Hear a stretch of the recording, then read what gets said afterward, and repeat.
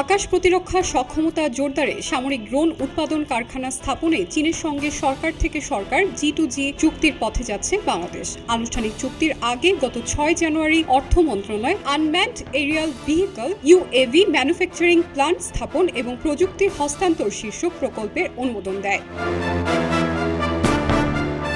608 কোটি 8 লাখ টাকা ব্যয়ের এই প্রকল্পে ড্রোন কারখানা স্থাপন, প্রযুক্তি আমদানি এবং স্থাপনের জন্য বৈদেশিক মুদ্রায় ব্যয় ধরা হয়েছে 570 কোটি 60 লাখ টাকা, যা 4 অর্থবছরে পরিশোধ করা হবে। বাকি 37 কোটি টাকার বেশি ব্যয় হবে LC চার্জ, ভ্যাট এবং সুইফট চার্জ বাবদ।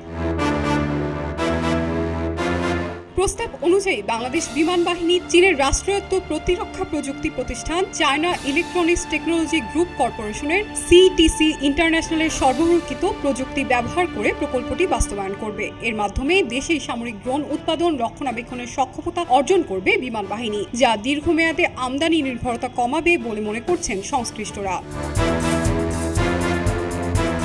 অর্থ মন্ত্রণালয় 5টি শর্তে প্রকল্পটি অনুমোদন দিয়েছে। এর মধ্যে রয়েছে চলতি অর্থবছরে অতিরিক্ত কোনো বাজেট বরাদ্দ না চাওয়া, ভবিষ্যৎ অর্থবছরগুলোতে বরাদ্দের মাধ্যমে ব্যয় সমন্বয় এবং LCর মাধ্যমে অর্থ পরিশোধ। এর আগে দর কষাকষির মাধ্যমে প্রকল্পের ব্যয় 643 কোটি টাকা থেকে কমিয়ে 608 কোটি টাকা নির্ধারণ করা হয়।